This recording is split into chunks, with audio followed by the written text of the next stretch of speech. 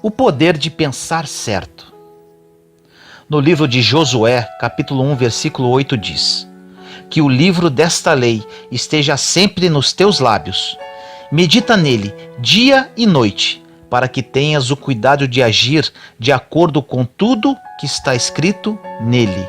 Assim serás bem-sucedido nas tuas realizações e alcançarás êxito. Você conhece o poder dos seus pensamentos? Se você tiver conhecimento desse poder e souber utilizá-lo de acordo com a palavra de Deus, você alcançará sucesso em todas as áreas da sua vida. Como diz na passagem, serás bem-sucedido nas tuas realizações e alcançarás êxito. Será uma transformação de vida, uma mudança radical.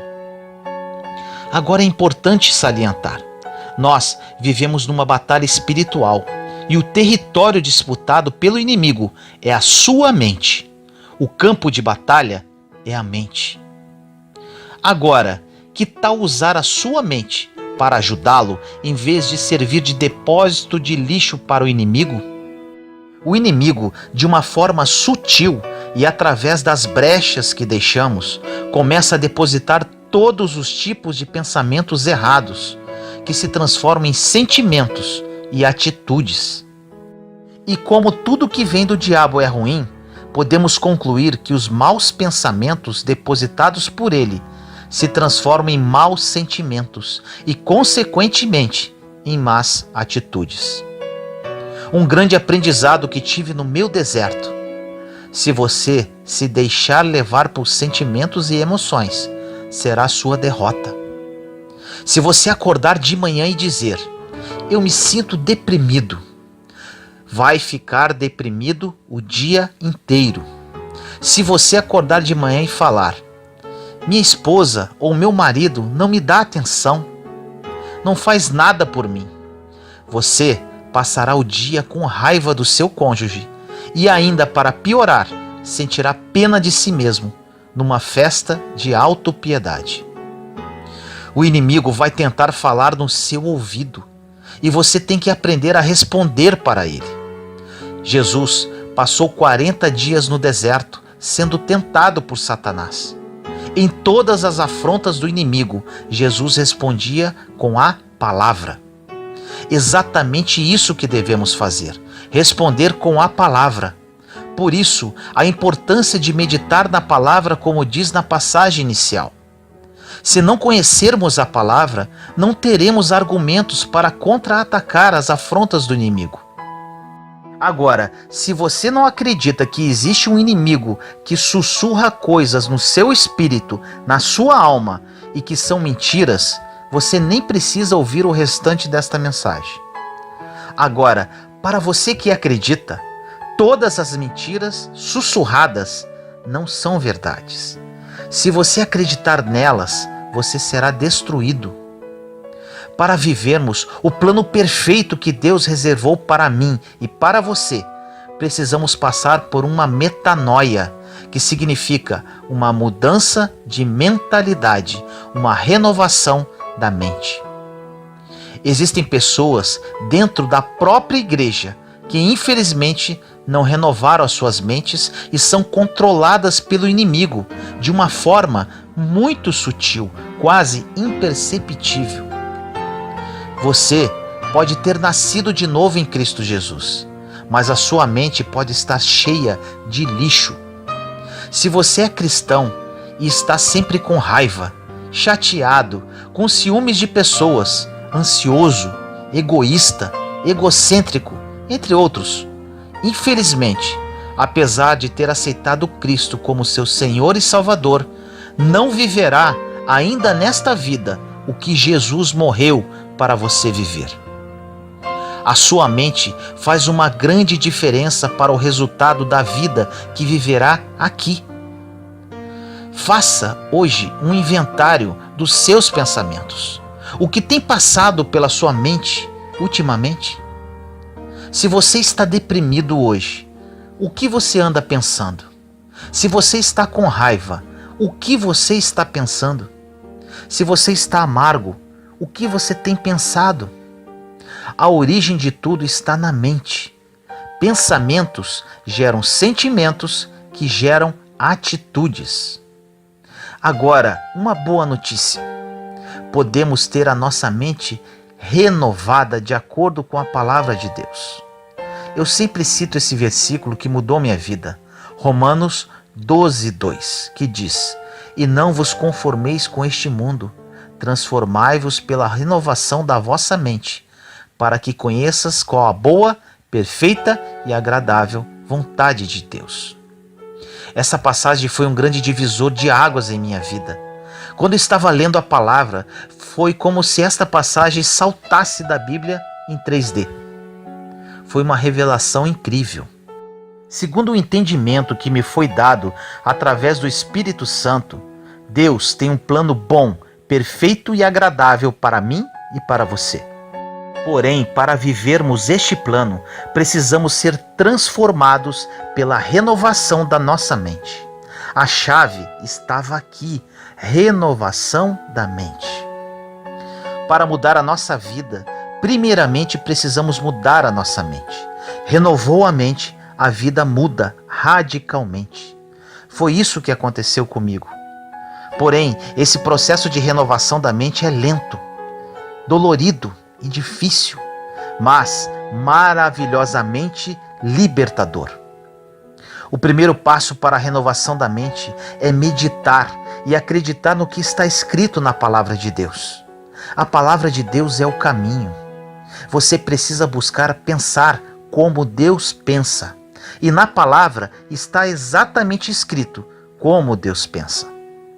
Infelizmente, as pessoas querem renovação, querem milagres, querem mudanças, porém não leem e não meditam na palavra.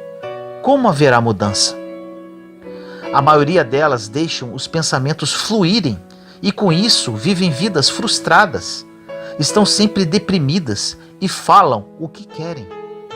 O inimigo está à espreita e se você não pensar como Deus pensa, sua mente será um playground para ele. Você sabia que existem muitas pessoas que possuem graves problemas por causa do que pensam sobre si mesmas? São muitas, e grande parte delas são cristãs. Isso desagrada o coração de Deus, pois isso mostra uma total falta de confiança nele, que nos criou à sua imagem e semelhança. Ele enviou seu Filho muito amado para pagar um preço terrível e para morrer por nós numa cruz. Por que pensar mal sobre nós mesmos? Deus nos ama e devemos amar a nós mesmos. Em 1 Coríntios, capítulo 2, versículo 16 diz: Quem conheceu a mente do Senhor para que possa instruí-lo? Nós, porém, temos a mente de Cristo. Nós temos a mente de Cristo. E ainda temos dons e talentos, como diz em Romanos, capítulo 12, versículos de 6 a 8. Temos diferentes dons, de acordo com a graça que nos foi dada. Se alguém tem o dom de profetizar, use-o na proporção da sua fé. Se o seu dom é servir, sirva. Se é ensinar, ensine. Se é dar ânimo, que assim faça. Se é contribuir, que contribua generosamente. Se é exercer liderança, que exerça com zelo. Se é mostrar misericórdia, que o faça com alegria. Podemos fazer algo grande e importante para as pessoas do corpo de Cristo. Pare de deixar o inimigo te puxar para baixo através de pensamentos errados. Aprenda a falar como Deus fala, como Ele o vê, e sua vida vai mudar radicalmente. No livro de Efésios, capítulo 4, versículos de 22 a 24 diz: Quanto à antiga maneira de viver, vocês foram ensinados a despir-se do velho homem, que se corrompem por desejos enganosos, a serem renovados no modo de pensar e a revestir-se do novo homem, criado para ser semelhante a Deus em justiça e em santidade, provenientes da verdade. Essa passagem é incrível. Se eu dissesse a você, esqueça o velho homem e revista-se do novo homem. Pare de agir como você age e haja da maneira como Deus quer que você haja. Você poderia dizer: eu quero fazer isso, mas como eu posso fazê-lo? A passagem é clara. Você não poderá se transformar no novo homem se viver com pensamentos antigos. Você tem que ter a sua mente renovada. Deus quer que tenhamos uma vida maravilhosa, próspera em todos os sentidos. Porém, Ele não poderá fazer nada se você não tomar a decisão de renovar a sua mente para viver os planos dEle. Isso não é uma opção, é uma condição. Quando a sua mente é renovada, é incrível o que acontece. Estaremos sempre com boas expectativas, que algo bom vai acontecer conosco. Nos tornamos pessoas esperançosas, cheias de fé, alegres, satisfeitas, independente das circunstâncias que vivemos. E o mais interessante, ficamos sensíveis ao Espírito Santo. Somos conduzidos por Ele. Vivemos pela fé e não mais pelos sentimentos e emoções. Agora, fique atento. O inimigo não desistirá. Ele estará sempre sussurrando. Mas olha o que acontece. Você pode acordar de manhã e quando o inimigo sussurrar no seu ouvido dizendo que o seu dia será ruim, você dirá: estou muito animado, Senhor, porque creio que algo de bom vai acontecer hoje. Eu acredito que algo de bom vai acontecer no mundo, no governo, na minha família, no meu trabalho. E o inimigo vai embora. Em Tiago 4,7 diz: sujeitai-vos, pois, a Deus, resisti ao diabo e ele fugirá de vós. Eu decidi que não iria sentar por aí e ser um cristão amargo, acreditando em todas as mentiras que o diabo sussurrou no meu ouvido sobre os meus erros, meu passado, minha personalidade e muitas outras. Tomei a decisão de viver a vida que Jesus morreu para me dar e todos os dias, quando acordo, acredito que algo de bom vai acontecer na minha vida e vem acontecendo constantemente. Quando você renova a sua mente, você vai viver com esperança, sendo prisioneiro dela, se recusando a ficar desesperado e negativo. E não haverá absolutamente nada que o diabo poderá fazer contra você. Ele perde o controle quando, não importando o que ele faça, você fala: Deus está resolvendo isso para mim. Algo bom está prestes a acontecer a qualquer momento. Algo bom vai acontecer hoje. E se hoje não acontecer nada, você acorda na manhã seguinte e fala a mesma coisa, e assim por diante. E acredite, confie, em breve você terá sua vitória. Uma pessoa com a mente renovada possui uma mente saudável, pacífica, que aprende a amar a simplicidade. Quando renovamos a nossa mente, começamos a viver a palavra. Olha essa passagem maravilhosa em Filipenses capítulo 4, versículos 6 e 7. Não vos inquieteis com nada, mas apresentai a Deus todas as vossas necessidades, pela oração e pela súplica, em ação de graças. Então a paz de Deus, que excede toda a compreensão, guardará os vossos corações e pensamentos em Cristo Jesus. Isso é maravilhoso. Não precisamos nos preocupar com nada. Precisamos pedir, sermos gratos pelo que temos, sermos felizes e deixar Deus trabalhar. Quando renovamos nossa mente, é exatamente isso que acontece. A maioria dos problemas que passam pela mente das pessoas estão ligadas à ansiedade, preocupação e ao estresse. A Bíblia nos ensina que a preocupação, na verdade, é o orgulho da carne, pensando: se eu procurar uma solução em minha mente para esse problema, eu vou encontrar. Em 1 Pedro, capítulo 5, versículos 6 e 7 diz: Humilhai-vos sob a mão poderosa de Deus, para que no tempo oportuno ele vos exalte. Lançai sobre ele toda a vossa preocupação e ansiedade, porque é ele que cuida de vós. Precisamos fazer o que é de nossa responsabilidade e lançar os nossos cuidados.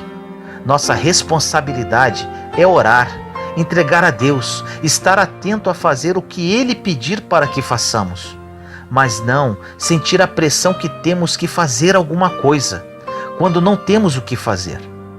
E quanto mais nós tentamos, pior ficará a situação. Humilhe-se sobre a mão poderosa de Deus. Ele pode resolver o seu problema. Lance o seu cuidado sobre Ele, porque Ele vai cuidar de você.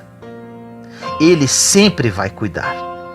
Pare de se preocupar sobre um monte de coisas.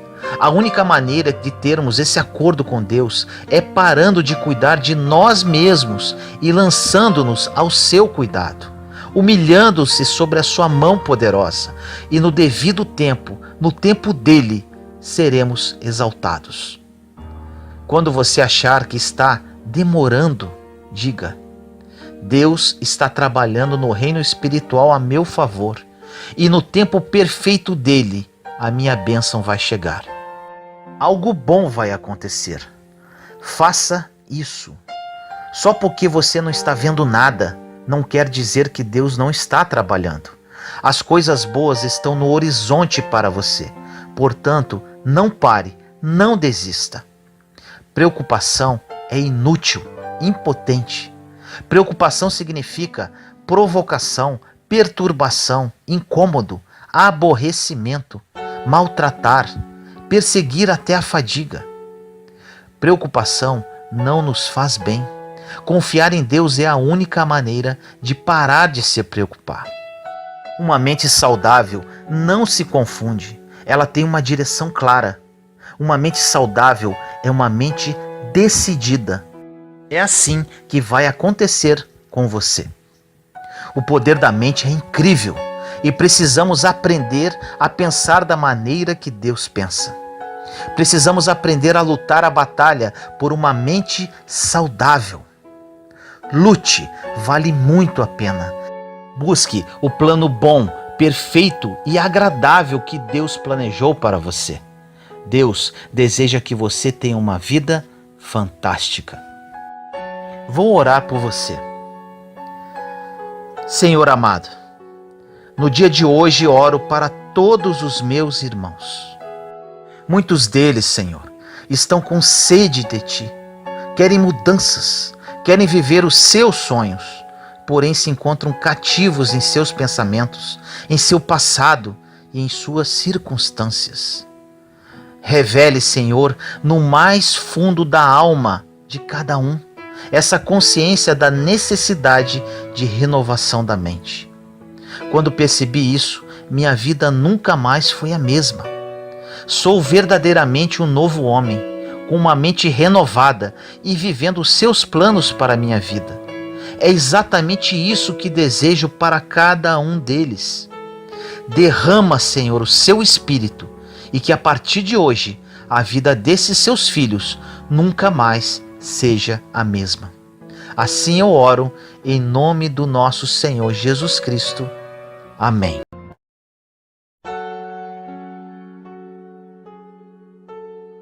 Seja guiado pelo Espírito Santo, não seja guiado pela sua cabeça. Em 2 Coríntios, capítulo 3, versículo 6 diz: Foi Ele quem nos tornou aptos para sermos ministros de uma aliança nova, não da letra, e sim do Espírito, pois a letra mata, mas o Espírito comunica a vida. Nesta passagem diz que somos aptos, ou seja, estamos prontos para ministrar no Espírito a nova aliança. Isso não é incrível? Precisamos aprender a sermos guiados pelo Espírito Santo em nossa vida diária, em tudo, absolutamente em tudo o que fazemos. Quando isso acontecer, tudo o que fizermos será cheio de vida, cheio de unção, pois quando o Espírito conduz, temos a aprovação de Deus sobre qualquer assunto. Normalmente vivemos empurrando tudo na carne. Mas o que isso quer dizer? Que agimos sobre emoção através de planos mirabolantes de nossas mentes.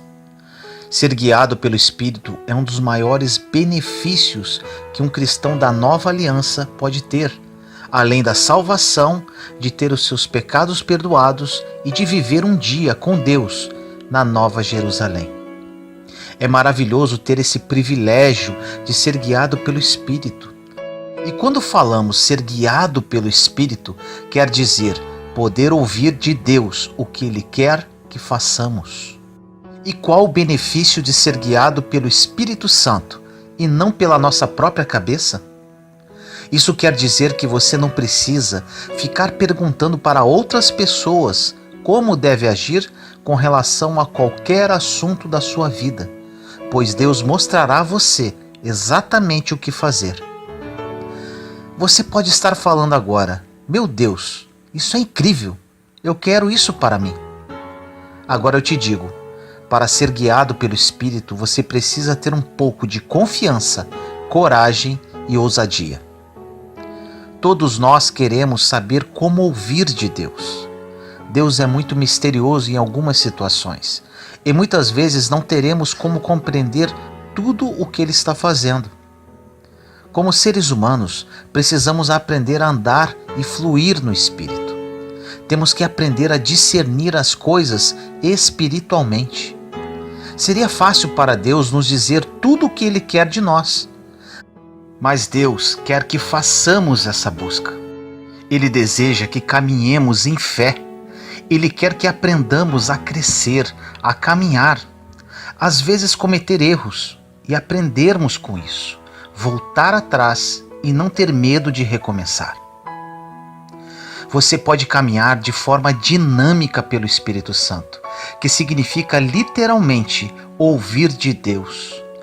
Mas, para isso, você não deverá ficar perguntando a todos o que deve fazer, cada vez que você tiver um problema na sua vida. Você precisa permanecer em Deus, conhecer a sua palavra, aprender a seguir a paz, e assim você poderá ser guiado pelo Espírito. Paulo disse isso na passagem no início da mensagem, que não deveríamos ser guiados pelas leis da aliança antiga, ou mesmo as leis que nós próprios criamos, ou às vezes pelas leis denominacionais da religião. Todo mundo tem um monte de leis e regras que querem que sigamos, mas Paulo disse: eu estou aqui para lhe ensinar a ser guiado pelo Espírito. Em 2 Coríntios 3:8 diz: como não será ainda mais glorioso o ministério do Espírito? Nós temos a oportunidade mais gloriosa de nossa vida. Olhe isso! O Espírito de Deus vive em mim e em você. E todas as vezes que precisarmos fazer alguma coisa com relação a qualquer situação em nossa vida, Deus nos guiará através da sua palavra e do seu Espírito. Isso é demais. Em 1 João, capítulo 2, versículo 27 diz: quanto a vós, a unção que recebestes dele permanece em vós, e não tendes necessidade de que alguém vos ensine. Mas, como sua unção vos ensina tudo, e ela é verdadeira e não mentirosa, assim como ela vos ensinou, permanecei nele. Essa passagem fala sobre a unção. Essa unção é a presença, o poder e capacidade de Deus. Pregamos a palavra pela unção do Espírito. Vemos várias pessoas que não têm qualquer tipo de formação adequada para pregar, falar em público, mas são ungidas, ou seja, conduzidas pelo Espírito Santo. Quando estamos ungidos por Deus para fazer alguma coisa, isso não se torna difícil para nós. Somos ungidos para diversas coisas, uns para pregar, outros para ensinar, outros para cantar, outras ungidas para ser mãe, um pai ou uma pessoa de negócios, uma pessoa de oração e intercessão, outras ungidas para ajudar. A unção é como se fosse a energia do Espírito. A unção não é apenas para exercer o ministério. A unção é para todos os dias da sua vida e para cada pequena coisa que você faz. Não vamos espiritualizar demais o ministério do Espírito Santo em nossa vida e fazê-lo soar tão espiritual. Ou seja, que ele nunca fará algo prático em nossa vida diária. Você tem o poder de Deus para fazer o que precisar. Você pode ser ungido com o Espírito para criar os seus filhos. Com isso, você saberá quando precisa corrigi-los, quando precisa dar-lhes misericórdia ou deixar algo para lá. Você não precisa ter medo para fazer o que tem que fazer em sua vida. Você não tem que ter medo de ser capaz de fazer algo para mudar o seu destino. Você tem a energia do Espírito Santo para fazer o que precisa fazer.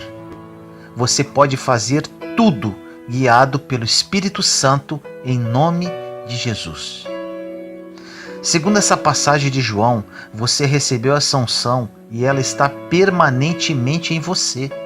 Você não precisa ficar correndo atrás das pessoas para saber o que deve fazer. Normalmente é o contrário que acontece. Quase sempre corremos para as pessoas para saber o que devemos fazer. E essas mesmas pessoas, por muitas vezes, nem sabem o que fazer com as suas próprias vidas.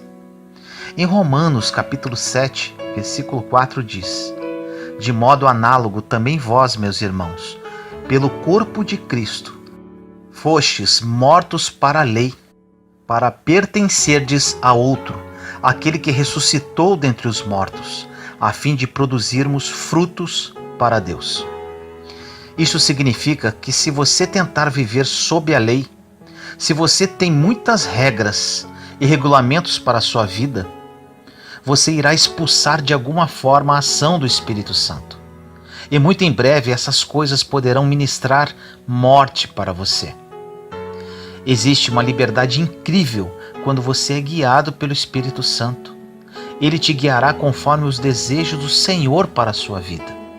Deus quer suprir todas as necessidades do corpo de Cristo. Muitos cristãos vivem em cima de regras, e isso não é errado, mas se esquece que a nova lei trazida por Jesus Cristo é a lei do amor. Enquanto não estiverem andando em amor, não haverá mudanças. E para andar em amor, existe apenas uma forma: serem guiados pela liderança do Espírito Santo de Deus. Agora um alerta. Se você é cristão e não está extremamente empolgado com seu relacionamento com Deus, provavelmente isso é a única coisa que está faltando para você viver o melhor de Deus para a sua vida. E essa empolgação só é possível quando caminhamos no Espírito.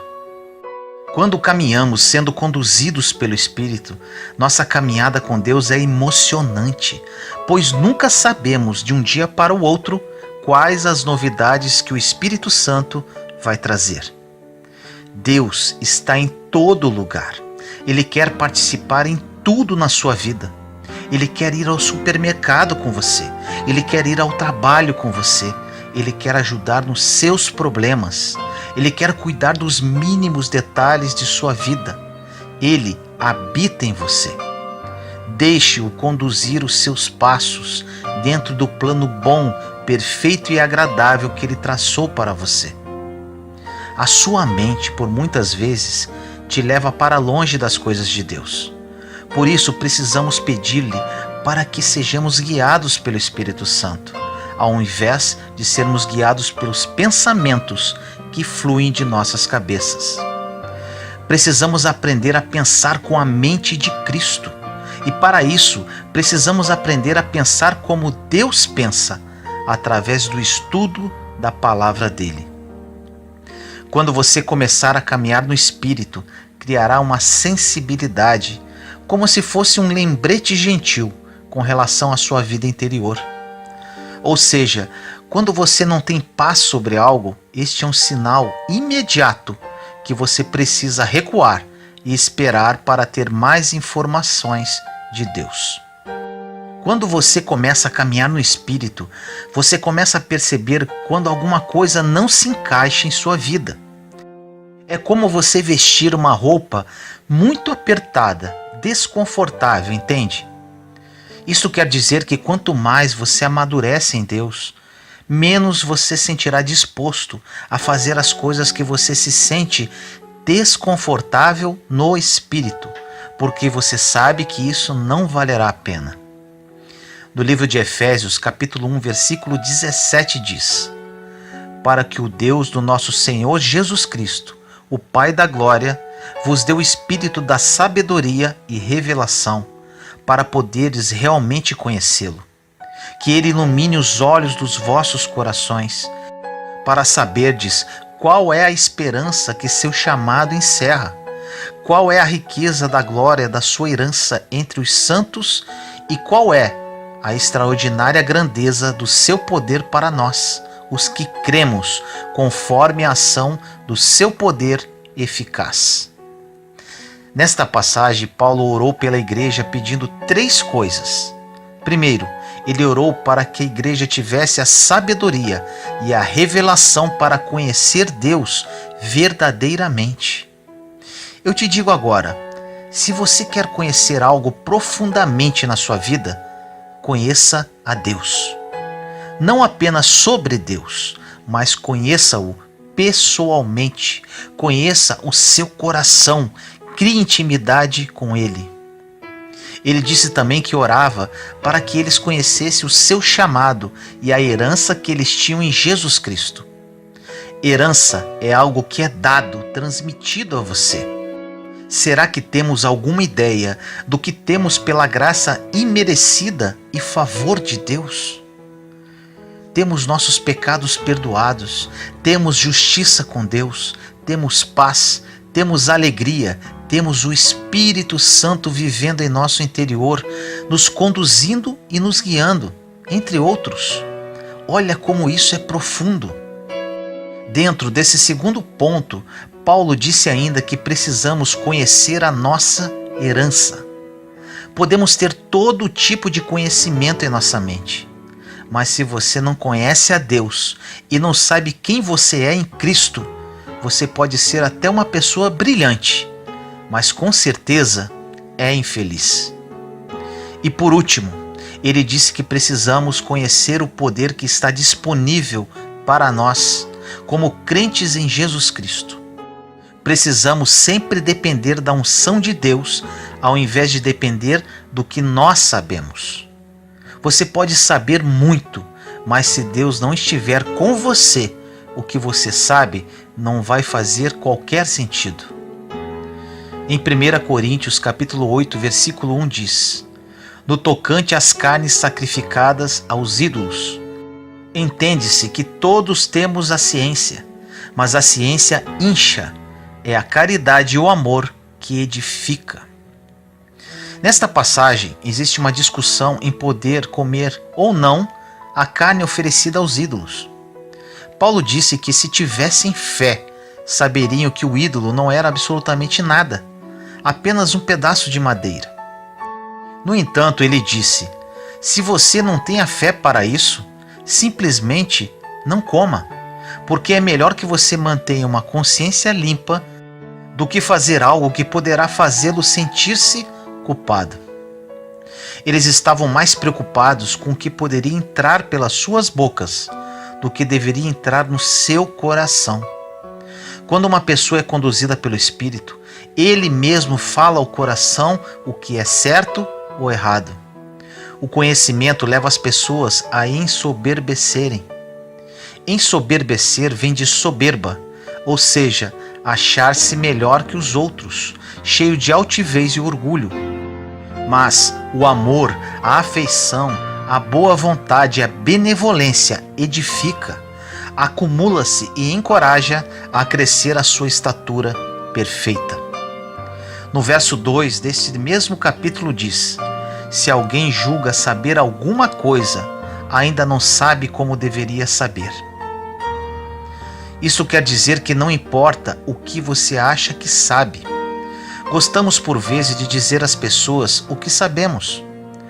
Por muitas vezes em nossas conversas, queremos que as pessoas se calem para dizermos o que pensamos e mostrar o que sabemos. Nada disso importa, porque se você não estiver andando em amor, a Bíblia diz que você não sabe nada. Obtenha todo o conhecimento que você quiser e puder, mas tenha certeza sempre de depender de Deus, completamente. Podemos ter absolutamente tudo, mas se não tivermos a unção de Deus, tudo isso não valerá de nada. Não esqueça disso que vou falar agora. Não importa o que você não tem, se você tem Deus, tem mais que o suficiente. Deus quer que você acredite nisso. E quando você acreditar verdadeiramente nisso, você dará um passo após o outro e caminhará por um caminho incrível, planejado especialmente para você. Provérbios capítulo 3, versículos de 5 a 7 é uma passagem maravilhosa e resume o que falamos há pouco. Diz: confia no Senhor com todo o teu coração, não te fies em tua própria inteligência e entendimento. Em todos os teus caminhos reconhece-o e ele endireitará as suas veredas. Se acharmos que sabemos tudo, não pediremos a Deus qualquer coisa. Precisamos ter a consciência que precisamos nos alimentar. Precisamos alimentar o nosso corpo físico com alimentos, nossa mente com conhecimento, mas principalmente precisamos alimentar a nossa alma. Normalmente o principal se torna secundário. Somente com a nossa alma devidamente alimentada podemos ser guiados pelo Espírito e não pela nossa própria cabeça. Por vezes, lutamos e conseguimos o que queríamos, segundo a nossa própria cabeça, de maneira carnal. E depois que conseguimos, falamos: eu deveria ter ouvido Deus. Já aconteceu isso com você? Ou seja, às vezes pensamos que sabemos que algo é certo pela nossa própria vontade, quando devíamos ouvir a Deus. No livro de Salmos 17:15 diz: quanto a mim, com justiça eu verei tua face, ao despertar eu me saciarei com a tua imagem.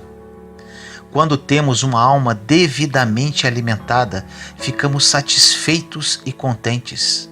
É pelo que está dentro de nós e não pelo que temos ao natural. O que temos por dentro que nos interessa. Nos Salmos 63:5 diz: assim eu te bendirei com toda a minha vida, e ao teu nome levantarei as minhas mãos. Quando uma pessoa tem uma alma alimentada, tudo que sai de sua boca é para bendizer ao Senhor. Ele tem sede de Deus. Ele não murmura, nem reclama o tempo todo. Vivemos hoje num mundo muito perverso. Precisamos estar em sintonia total com o Pai. E para isso, precisamos ser guiados por Ele, pela intercessão do seu Santo Espírito e não pela nossa própria cabeça. Evite o abismo em sua vida, sendo guiado pelo seu próprio entendimento, e viva a vida que Jesus morreu por você, sendo guiado pelo Espírito Santo. Ore comigo assim: Senhor misericordioso, entramos em sua santa presença neste momento. Pai amado, peço a Ti que tudo que foi dito nesta mensagem entre no mais profundo da alma de cada filho seu. Temos hoje a salvação, o perdão de nossos pecados, e um dia poderemos viver contigo na Nova Jerusalém. Porém, muitos dos seus filhos não vivem a vida que Jesus morreu na cruz por cada um de nós. Uma vida de abundância em todas as áreas de nossas vidas. Sabemos, Pai, que para que isto ocorra, precisamos ser guiados pelo Espírito Santo. Desperte essa consciência em seus filhos, Senhor. para que gozem a paz e aprendam a desfrutar essa vida conduzidos pelo nosso Consolador, o Espírito Santo. Assim eu te peço, em nome do nosso Senhor Jesus Cristo. Amém.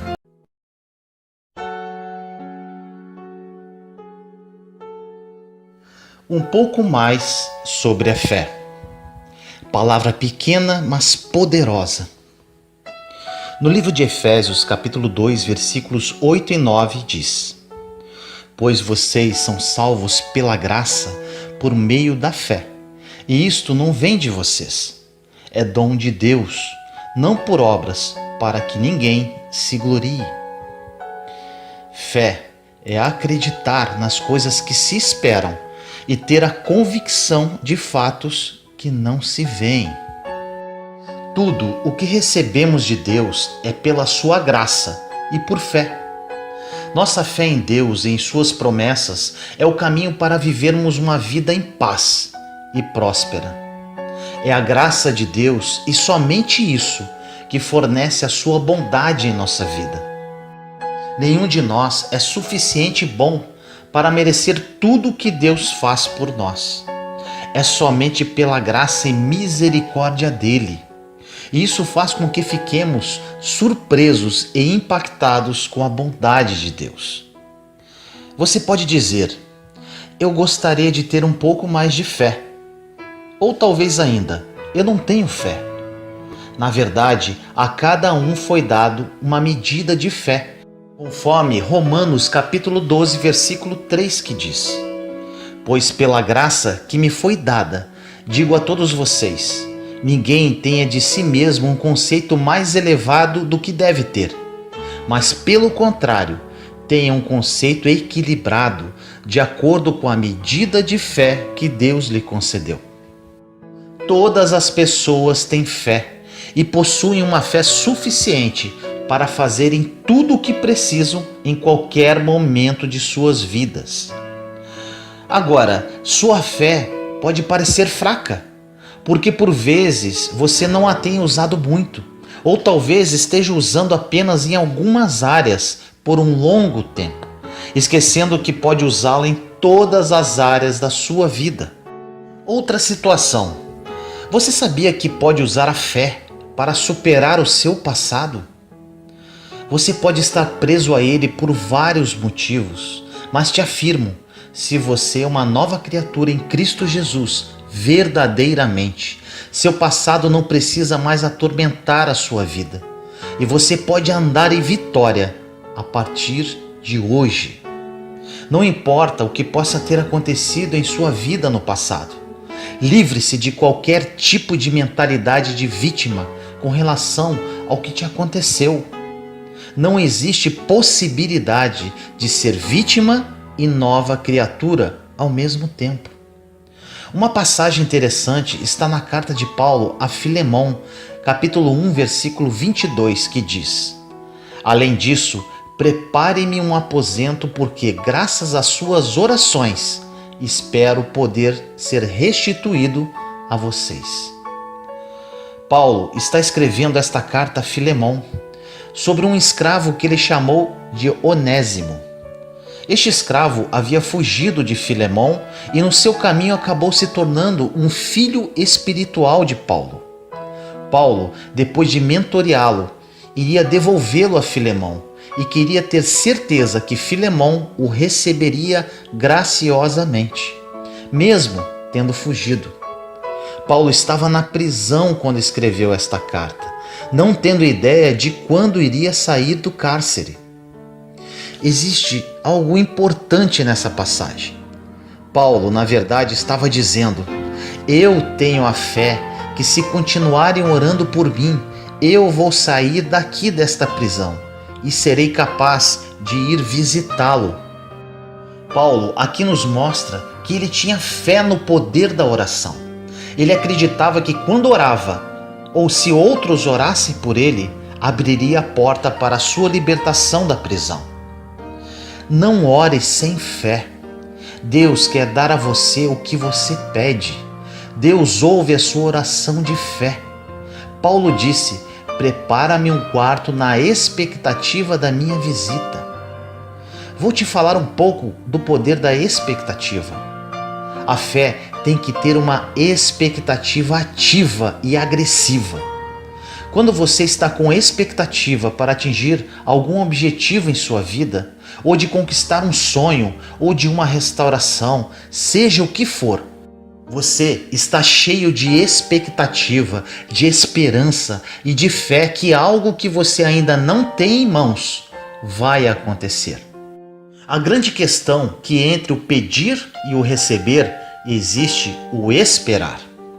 Muitas pessoas não esperam nada, então nunca recebem. Muitas pessoas, em vez de esperar com expectativa, falam: vamos ver o que acontece, e fica resmungando. Você não pode apenas esperar. Olhe essa passagem maravilhosa em Isaías, capítulo 30, versículo 18. Contudo, o Senhor espera o momento de ser bondoso com vocês. Ele ainda se levantará para mostrar-lhes compaixão, pois o Senhor é Deus de justiça. Como são felizes todos os que nele esperam. Tome posse dessa palavra. Essa passagem quer dizer que Deus está esperando a oportunidade para ser bom para você. Você consegue enxergar isso? Mas ele só pode ser bom para alguém que está esperando nele, olhando para ele, desejando o melhor dele.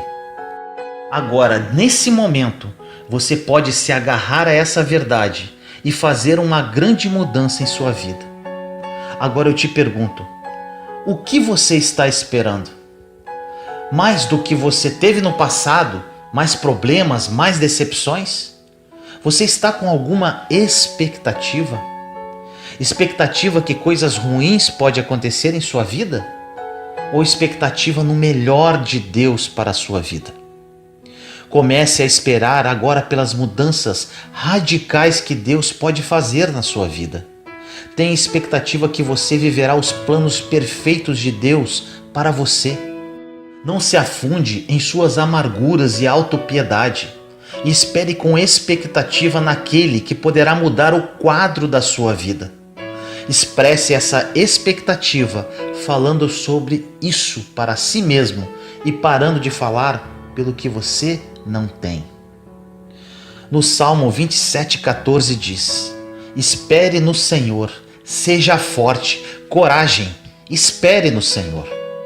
Em Isaías 40:31 diz: mas aqueles que esperam no Senhor renovam as suas forças, voam bem alto como águias, correm e não ficam exaustos, andam e não se cansam. Esta passagem de Isaías é muito poderosa. Muitos a adoram e profetizam. Mas será que verdadeiramente acreditam no que está escrito? Não devemos esperar no Senhor com uma atitude passiva. Seja ativo espiritualmente e diga: Senhor, estou esperando um avanço e talvez hoje seja o dia. A fé é cheia de expectativa. Temos que aprender que a fé é a única coisa que agrada a Deus. No livro de Hebreus, capítulo 11, versículo 6 diz: sem fé é impossível agradar a Deus, pois quem dele se aproxima precisa crer que ele existe e que recompensa aqueles que o buscam. Deus não quer apenas que você creia que ele existe, mas ele quer que você acredite agressivamente que se você estudar a palavra e buscá-lo, orando regularmente, permanecendo nele, você estará esperando de alguma forma uma recompensa, porque se você serve a Deus, haverá uma recompensa. Deus promete muitas e muitas recompensas na Bíblia, e se fizermos as escolhas certas, as receberemos em nossas mãos. Talvez você possa estar no tempo de semear em sua vida. A semeadura e a colheita não são muito emocionantes, mas o agricultor nunca semeia sem ter uma colheita em mente. Ele semeia porque ele está esperando uma boa colheita. Ele não ara a terra, planta a semente, aduba, irriga, sem esperar a colheita. Precisamos semear com expectativa. Sem fé é impossível agradar a Deus. A fé tem que ser baseada na palavra de Deus. A primeira situação, precisamos ter fé em Deus. A palavra diz que todos nós temos fé e a cada um é dada uma medida de fé. Agora, o que é feito com esta fé depende de você. Você pode colocar essa fé em si mesmo. Te garanto que isso não vai funcionar. Mas se quiser experimentar alguns anos miseráveis, vá em frente. Você ainda pode colocar a sua fé nas pessoas. Ou ainda você pode colocar a sua fé no sistema do mundo. Não faça isso. Coloque a sua fé em Deus. Você pode ter um ótimo trabalho, um excelente salário, mas um conselho: não dependa do trabalho pelo resto da sua vida. Dependa de Deus. Por vezes olhamos para a fonte errada para cuidar de nós e precisamos sempre estar à procura de Deus. Quando depositamos nossa fé em Deus, abrimos uma porta larga de muitas oportunidades para Deus nos abençoar. Conheça a palavra de Deus para conhecer as suas promessas e colocar a sua fé nelas. Preencha as suas orações com a palavra de Deus. Lembre a Deus das promessas dele, assim como vários profetas fizeram, e espere nele. Agora, se você não lê a Bíblia, nunca conhecerá a palavra de Deus e, obviamente, nunca conhecerá as suas promessas. A Bíblia diz que Deus deu a cada um de seus filhos uma medida de fé. Quanto mais usamos esta fé, mais ela irá crescer. A fé, ela tem uma linguagem. Você pode ouvir a fé saindo pela boca das pessoas, ou pode ouvir o medo, a preocupação, a dúvida ou a descrença. No livro de Hebreus, capítulo 4, versículo 14 diz: Portanto, visto que temos um grande sumo sacerdote que adentrou os céus, Jesus, o Filho de Deus, apeguemo-nos com toda a firmeza à fé que professamos. Agora eu te pergunto, o que quer dizer a fé que professamos? É aquilo que você diz com a sua boca, aquilo que você declara com suas palavras. A fé não funciona quando oramos a Deus e em seguida, na hora do almoço, falamos com alguém sobre os mesmos problemas que acabamos de entregar em oração. Preste atenção nisso. Se você quer ver a sua fé funcionar, terá que desistir da autopiedade, de sentir pena de si mesmo. Quando oramos com fé e estamos esperando o agir de Deus, precisamos ficar atentos do que sai da nossa boca. Se caso tivermos que falar sobre o assunto, que falemos com fé.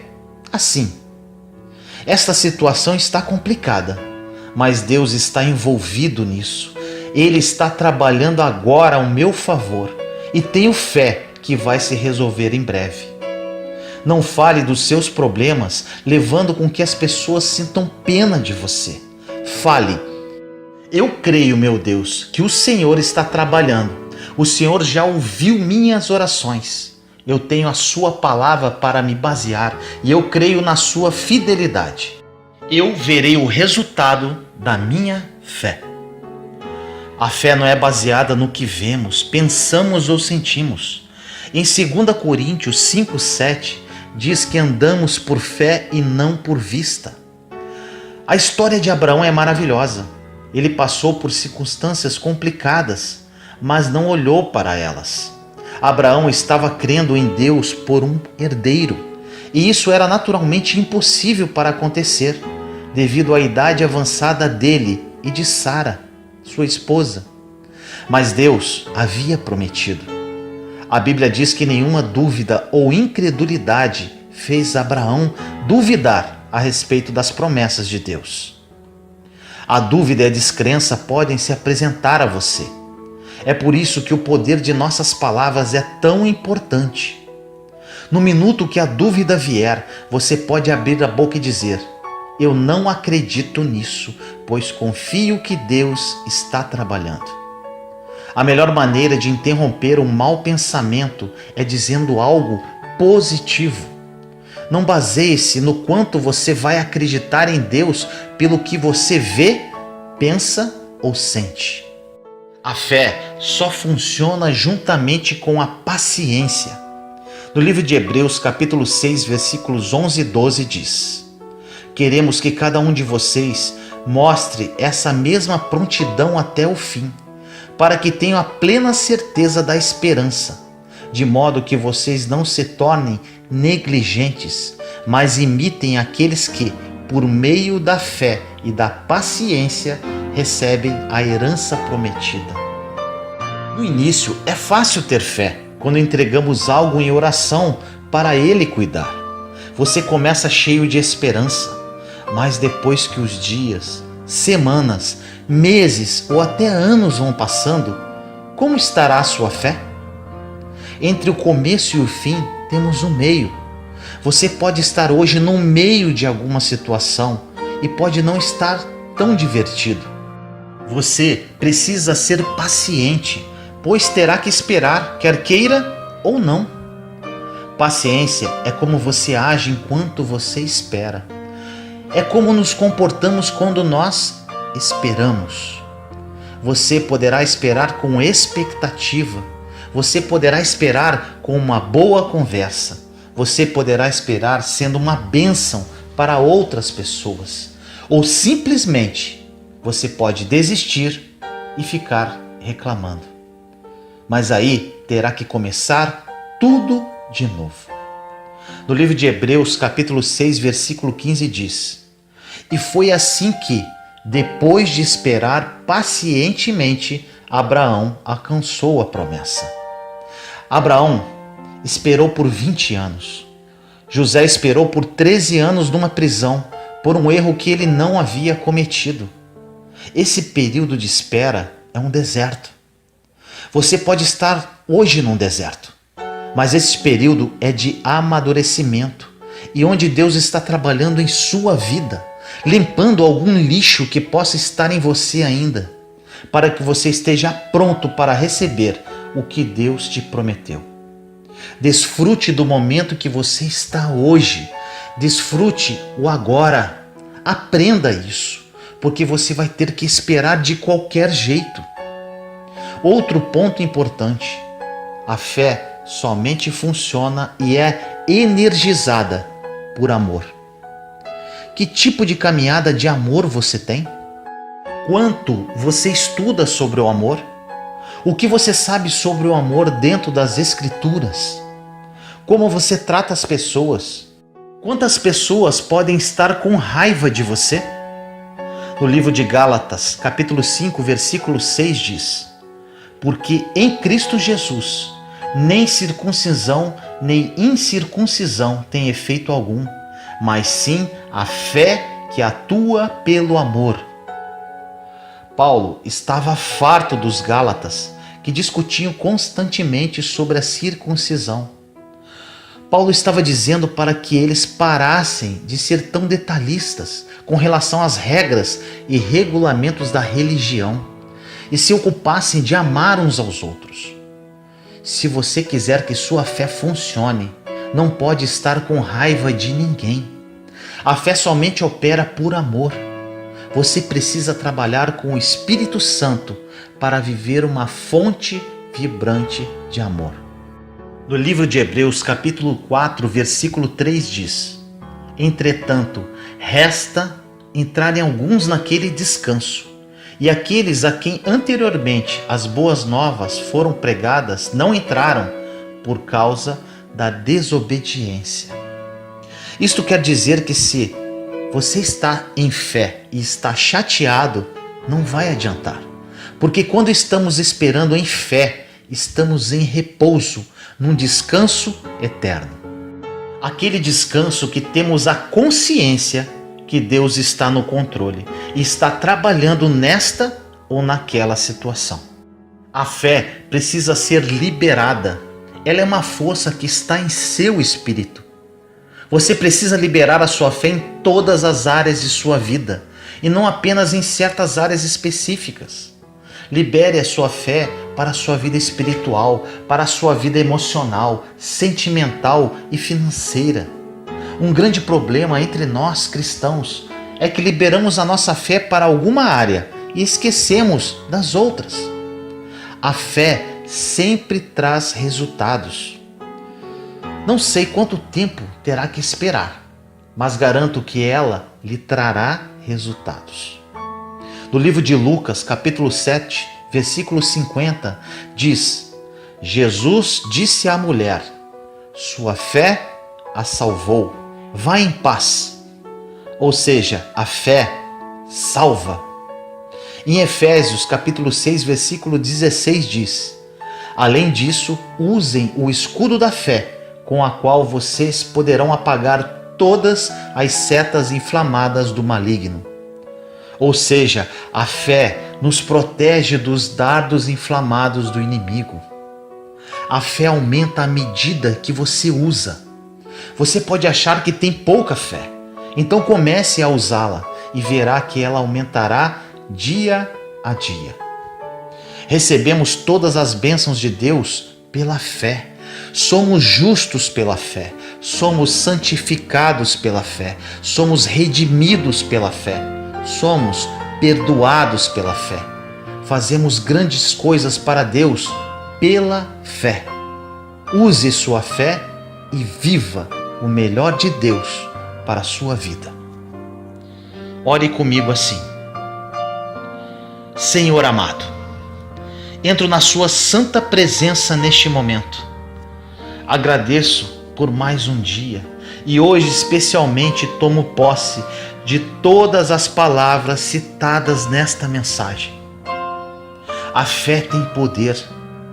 Mesmo que seja do tamanho de um grão de mostarda, ela remove montanhas. Libero minha fé hoje, Senhor, em todas as áreas da minha vida e espero com paciência o seu agir. Ensina-me, Pai, através da ação do seu Santo Espírito, a caminhar em fé e não por vista. Desejo ser conduzido pelo Espírito Santo e não pela minha carne.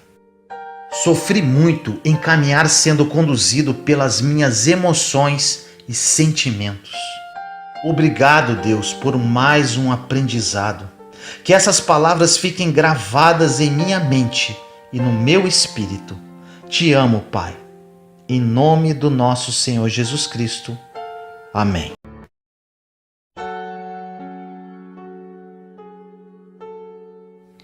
Autopiedade é idolatria? Preste atenção nesta mensagem, ela pode mudar a sua vida. No livro de Gálatas, capítulo 5, versículos 19 a 21 diz: ora, as obras da carne são manifestas: imoralidade sexual, impureza e libertinagem, idolatria, feitiçaria, ódio, discórdia, ciúmes, ira, egoísmo, dissensões, facções, inveja, embriaguez, orgias e coisas semelhantes. Eu os advirto, como antes os adverti, que os que praticam essas coisas não herdarão o reino de Deus. A mensagem de hoje é extremamente importante para a sua caminhada com Deus. Vamos falar sobre a autopiedade de uma forma mais profunda. Autopiedade significa sentir pena de nós mesmos. E o que significa piedade? A piedade é a compaixão que vai de encontro a uma pessoa que está sofrendo. A Bíblia diz que Jesus era movido por piedade e compaixão, ou seja, ele ia de encontro às pessoas, sempre com o intuito de ajudá-las. Você pode estar se perguntando, mas o que a autopiedade tem a ver com o versículo do início da mensagem? Sim, na verdade ela não está na lista, porém está nas entrelinhas. Um dos itens da lista é a idolatria. Idolatria é a adoração a tudo aquilo que se coloca no lugar da adoração a Deus. A idolatria ofende a Deus. É uma admiração exagerada por alguém ou por alguma coisa. Tudo que toma o lugar de Deus em nossa vida é idolatria. Você pode idolatrar seu cônjuge, seus filhos, seus netos, seu trabalho, seus amigos. Ou seja, de uma forma muito sutil, você pode estar cometendo este pecado, substituindo Deus por qualquer coisa. Podemos afirmar que a autopiedade é uma forma de idolatria. Quando sentimos pena de nós mesmos, voltamos para o nosso interior e dizemos: todas as coisas são sobre mim. O meu mundo é concentrado em minha volta. Eu idolatro a mim mesmo. Isto desagrada extremamente o coração de Deus, principalmente porque Ele sabe que esta postura faz muito mal para a nossa vida. É impossível ter uma mente voltada para nós mesmos e sermos felizes. Não confunda tristeza com autopiedade. Podemos ficar tristes com alguma coisa ou com algum fato que possa ter ocorrido em nossa vida.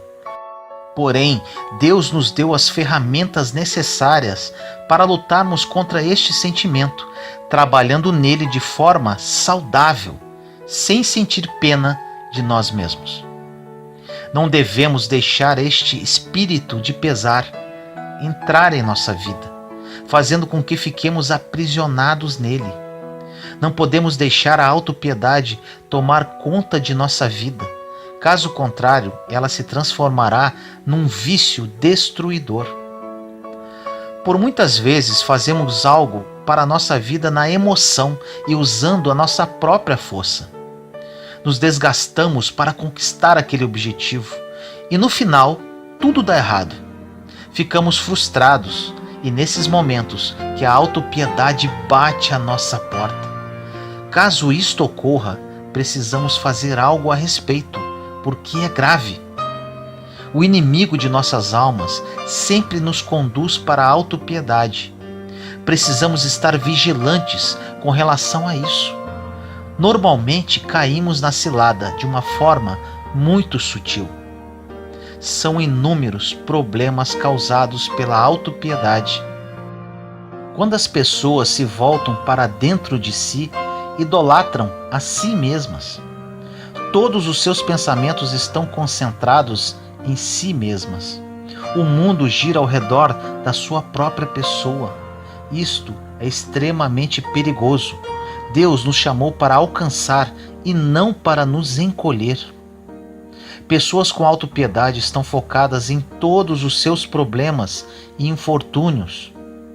Elas nunca verão o que podem e devem fazer para as outras pessoas.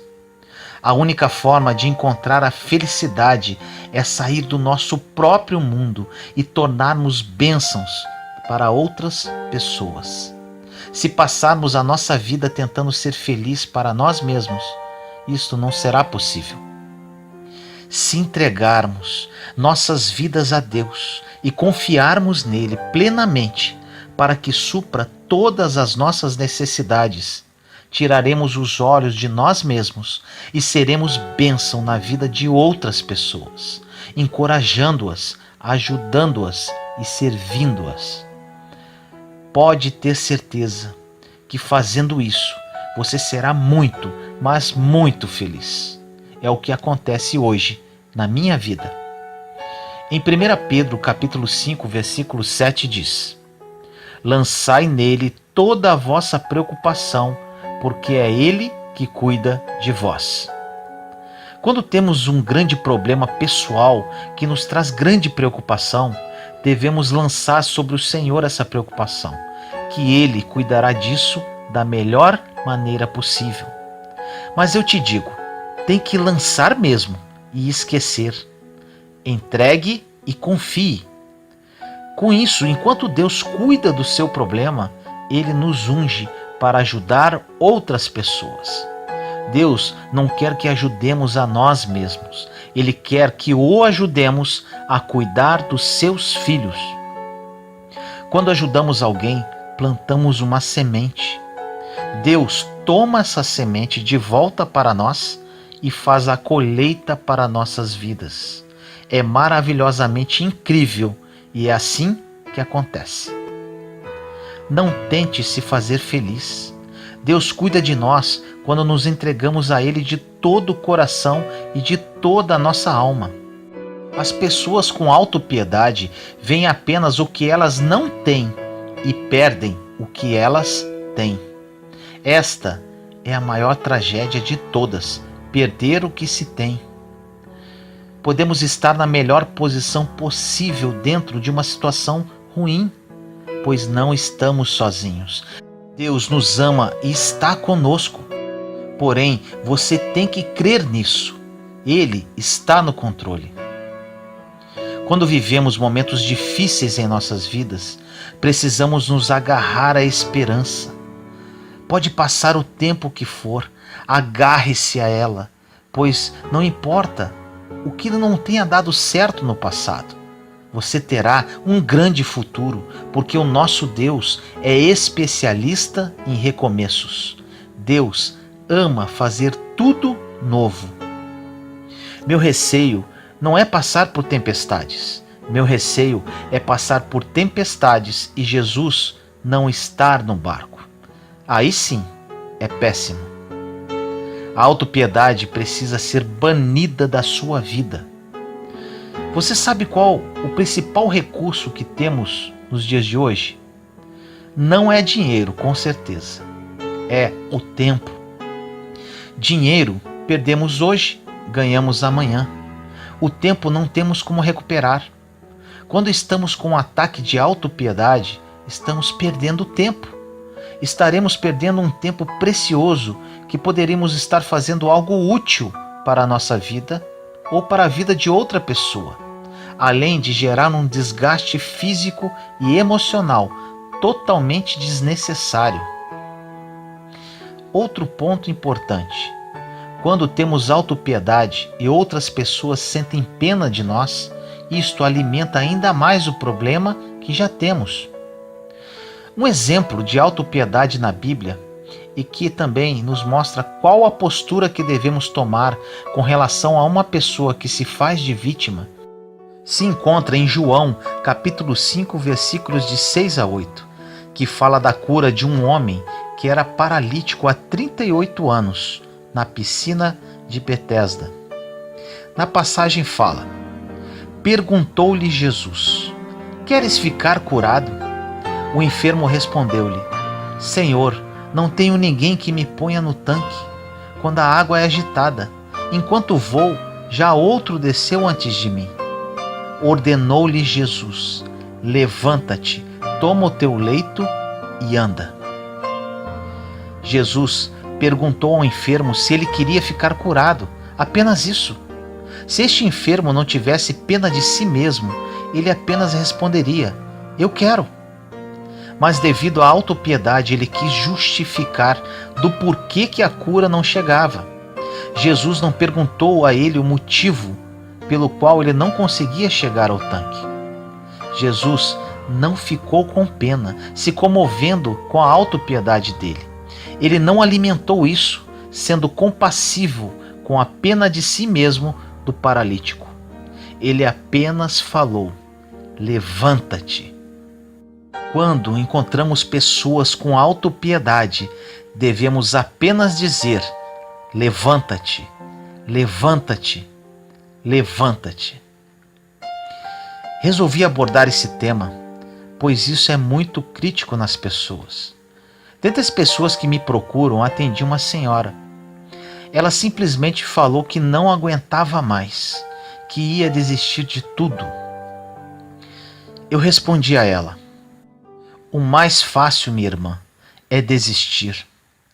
Agora eu desafio você, levantar agora, olhar para o espelho dentro dos seus olhos e falar para você mesma: eu não vou desistir. Eu sou imagem e semelhança do meu Criador.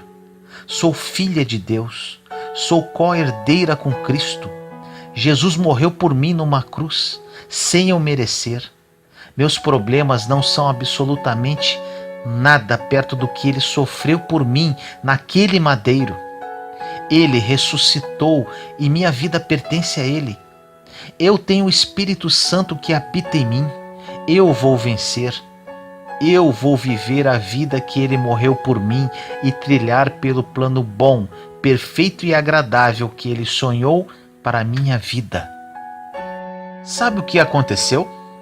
Ela foi impactada com o que eu falei para ela e se levantou.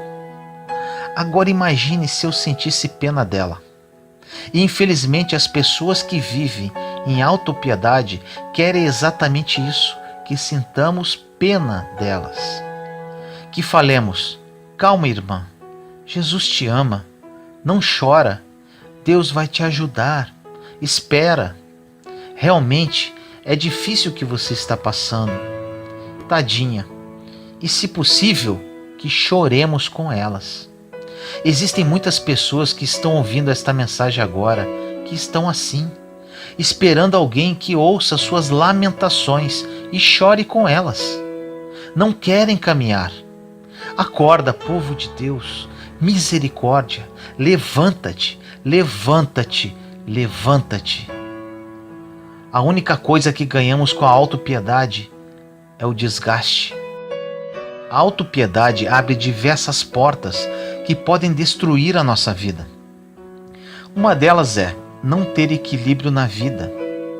Ou seja, pessoas com autopiedade não são felizes, nem nos momentos que estão fazendo o que gostam. Outra porta é o cansaço. Pessoas com autopiedade ficam tão frustradas que vivem cansadas de tudo e de todos. E outra, questões não resolvidas. Pessoas com autopiedade não resolvem seus próprios problemas, achando que os outros devem resolvê-los por elas, gerando com isso raiva, contendas, ofensas e mágoas. Pessoas que sentem pena de si mesmas procuram fontes erradas para atender às suas necessidades. E quando isso acontece, abre a porta para a decepção. E isso vira um ciclo, porque quando acumulamos decepções, geramos mais autopiedade. A autopiedade é sempre acompanhada de pensamentos negativos. É sempre pelo que não temos ou pelo que as pessoas não estão fazendo.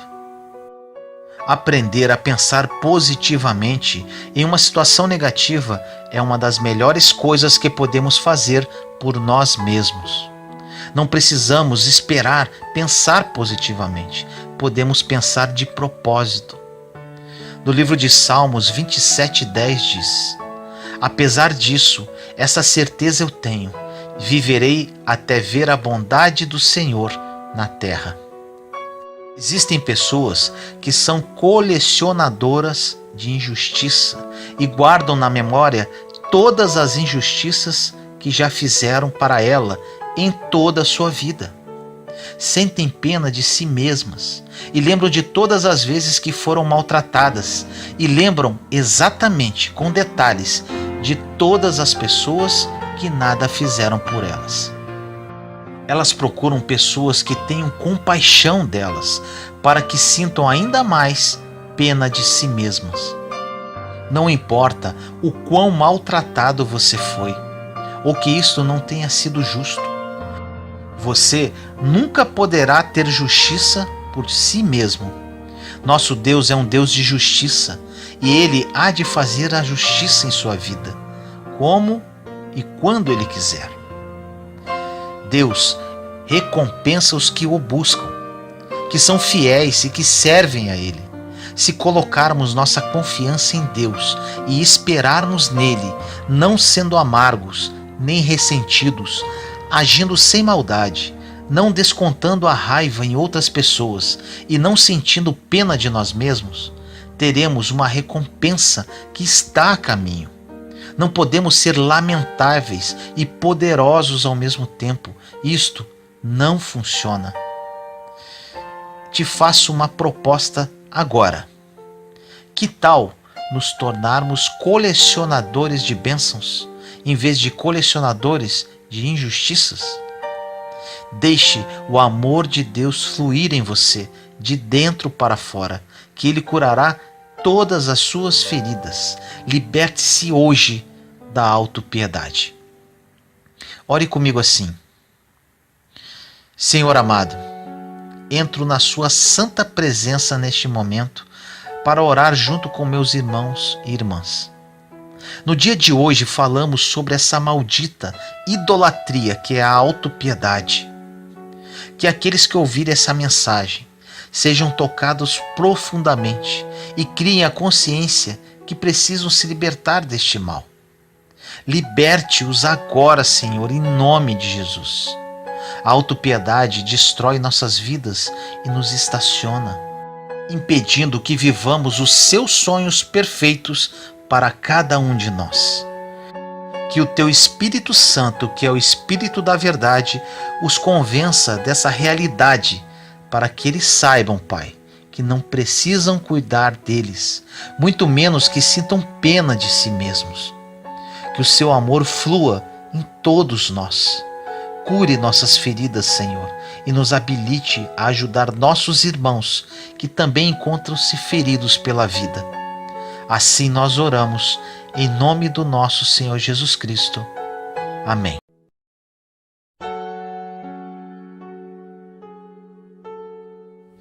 Como usar a armadura de Deus?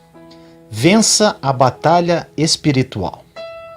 No livro de Efésios, capítulo 6, versículos de 13 a 17 diz: Vistam toda a armadura de Deus, para que possam resistir no dia mau e permanecer inabaláveis, depois de terem feito tudo.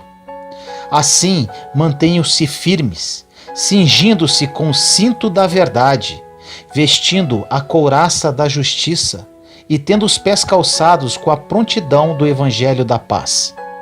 Além disso, usem o escudo da fé, com o qual vocês poderão apagar todas as setas inflamadas do maligno. Usem o capacete da salvação e a espada do Espírito, que é a palavra de Deus. A Bíblia diz que devemos usar toda a armadura de Deus para vencermos o diabo. Ela foi descrita pelo apóstolo Paulo enquanto estava preso em Roma. Naquela época, o Império Romano dominava e era comum ver exércitos e soldados por toda parte. Por isso, Paulo conhecia muito bem as roupas, equipamentos e armas dos soldados romanos. Na própria prisão, ele era vigiado o tempo todo por um soldado. Nesta maravilhosa passagem de Efésios, Paulo nos ensina como devemos usar a armadura de Deus e vencer a batalha espiritual. Esta passagem é muito conhecida e muitas pessoas fazem oração para receber essa poderosa armadura, porque acreditam que é uma armadura espiritual. Mas através desta mensagem você saberá o que é preciso fazer para vencer a batalha espiritual. A vida cristã não é um mar de rosas. Pelo contrário, estamos em um campo de batalha e temos um inimigo, que não é o nosso parente, vizinho ou colega de trabalho. O inimigo das nossas almas é Satanás e seus demônios. O seu único objetivo é roubar, matar e destruir. Por isso precisamos estar alertas e usarmos a armadura de Deus para resistirmos a seus ataques. Algumas pessoas imaginam que a armadura de Deus é um conjunto de objetos místicos e espirituais que estão à nossa disposição. E elas até oram pedindo que Deus lhes dê essa armadura invisível. Mas na verdade, Paulo estava simplesmente usando uma linguagem figurada.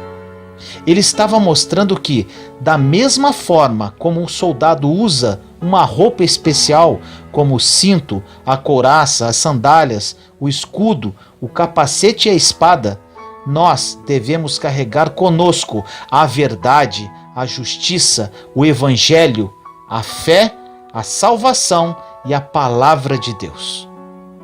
Você vai entender como era a armadura de um soldado romano, em comparação com a armadura que Deus nos dá.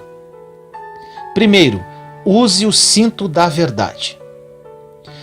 Nos dias de Paulo, o soldado tinha em sua armadura uma cinta larga, geralmente de couro, para carregar sua espada, proteger seu abdômen e ao mesmo tempo sustentar a sua túnica.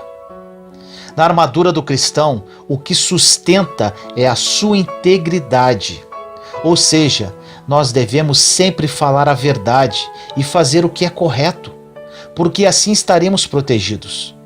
Se por acaso alguém nos acusar, o Senhor nos defenderá, porque estaremos com a razão. Além disso, a verdade que Paulo cita é a palavra de Deus. Quando estamos passando por lutas, precisamos apertar esse cinto com força. Ou seja, temos que ler a Bíblia e crer de todo o coração no que está escrito nela, porque o diabo fará de tudo para que acreditemos mais na derrota do que nos milagres. Ele nos lembrará de cada decepção, de cada oração não atendida e de tudo que deu errado conosco. Ele se aproveitará do seu momento de fragilidade para tentar te convencer de que a Bíblia é mentirosa. Mas, se você tiver com a verdade em seus lábios e no coração, o diabo sairá derrotado, assim como aconteceu quando Jesus o venceu no deserto. Segundo, vista a couraça da justiça. Uma couraça geralmente era feita com correntes trançadas e usada para proteger o soldado de um golpe fatal no coração ou em outros órgãos importantes. Sabemos que o diabo nos ataca constantemente com mentiras, acusações e lembranças de pecados do passado. Ele tenta nos convencer de que não somos bons o bastante para andar com Deus.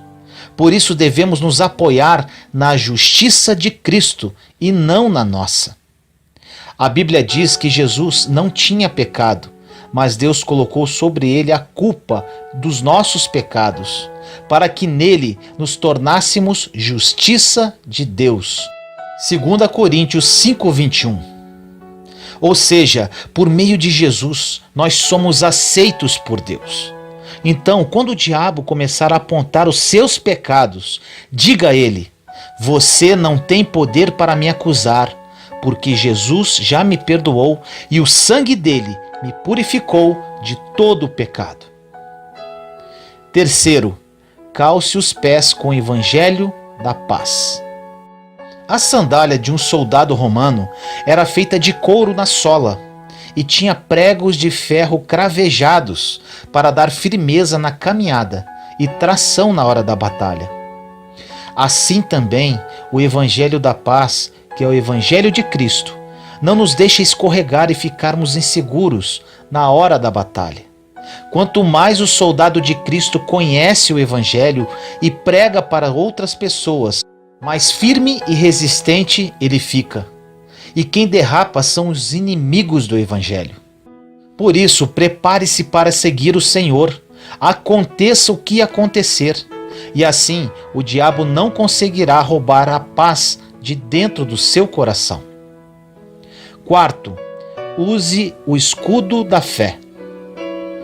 O escudo do soldado romano era feito de madeira coberta com couro.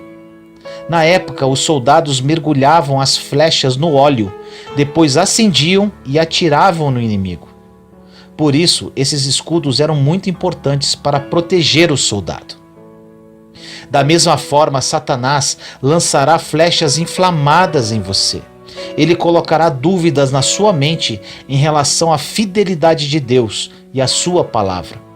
E ele sabe que uma faísca pode causar um grande incêndio e destruir tudo. Por isso, você deve alimentar a sua fé e rejeitar todo pensamento de incredulidade. Quinto, use o capacete da salvação. Um soldado usava o capacete para proteger a cabeça, porque se a cabeça fosse ferida, ele não conseguiria pensar e poderia até morrer, pois a cabeça é que comanda o corpo. Da mesma forma, todo cristão precisa proteger os seus pensamentos contra as doutrinas falsas que que o afastam da salvação em Jesus Cristo. Quando você tem a esperança correta acerca do Evangelho, você não se apoia em sua própria justiça, nem se deixa influenciar pelas acusações do diabo. Você sabe que é salvo pela fé, por meio da graça de Deus e não pelas suas obras, segundo Efésios, capítulo 2, versículos 8 e 9. Sexto, use a espada do Espírito. Enquanto o restante da armadura são armas de defesa, a espada é uma arma de ataque. Na nossa vida cristã, a espada é a palavra de Deus, que devemos usar para resistir a Satanás. Em Tiago, capítulo 4, versículo 7 diz que devemos nos submeter a Deus e resistir ao diabo, e ele fugirá de nós. Por isso não recue, nem tenha medo, porque o inimigo sabe que Jesus já o derrotou. O Senhor venceu todas as tentações e pagou a dívida do seu pecado na cruz, para que você hoje tenha autoridade sobre o inimigo. Basta confessar a palavra de Deus com fé. Essas são as 6 peças da armadura de Deus. E quando Paulo termina de citá-las, ele diz que devemos orar em todas as ocasiões, porque a oração é que nos capacita a perseverar e vencer a batalha espiritual.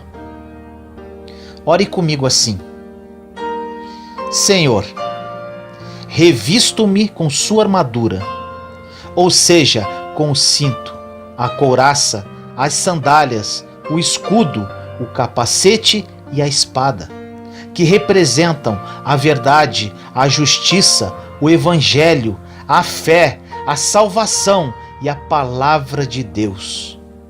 Entendo que vivo em uma guerra espiritual e nosso inimigo, apesar de ser astuto, é um derrotado. Ele foi derrotado quando Jesus morreu por mim na cruz, levando todos os meus pecados e todas as minhas dores. Revestido dessas armas, Pai, estou preparado para qualquer batalha, que já considero ganha. Submeto-me a Ti e caminho segundo a Tua vontade. Assim eu oro em nome do nosso Senhor Jesus Cristo. Amém. Juntos somos fortes. Compartilhe esta mensagem para que mais pessoas sejam edificadas. Inscreva-se no canal e acione o sininho para ser notificado de novos vídeos. Te amo em Cristo Jesus.